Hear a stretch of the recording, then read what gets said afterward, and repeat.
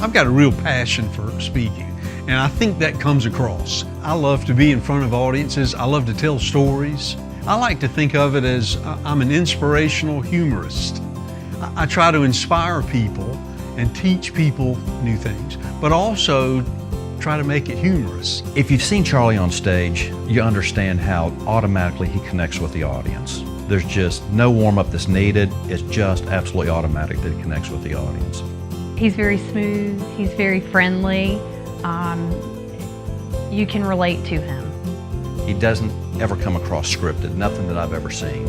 I got so much out of just his enthusiasm. He's a fantastic speaker. You know, when you're looking for a speaker, you want somebody who's energetic and passionate and has good information. I think what I would add is that he's an incredible storyteller, and that if someone was looking to hire a speaker or someone to train their sales staff, you want someone who's going to be able to engage and keep you interested. And that's what he does, because he uses personal stories from all of his experience. Charlie can tell some of the most unique, fascinating stories that can keep your attention. And he's just that kind of a person that you just love to be around and love to talk to Charlie. If you hear me speak, you're going to hear a lot of stories, and I'm going to try my best to be funny and make you enjoy the experience.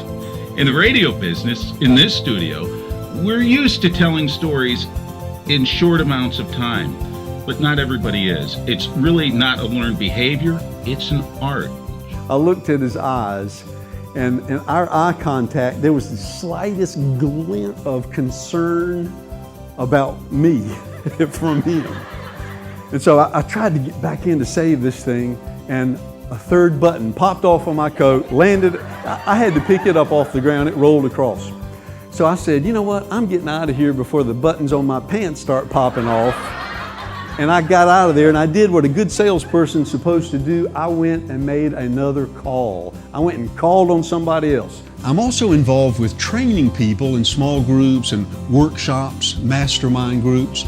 He makes it seem like he's talking specifically to you, and he just has a way of adding in his stories and his experience into his teaching so that you can relate better.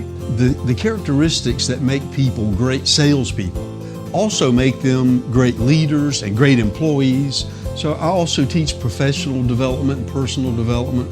And an interesting way to do that is through a mastermind group, which generally is a weekly meeting. It's a study over a period of weeks where you can see people's eyes light up when they learn something new. And I love doing that. That's the best way to learn. That's the best way to remember and retain information. You know, if they recall that training, if they recall him speaking, they'll remember the key points out of it. I want people to laugh.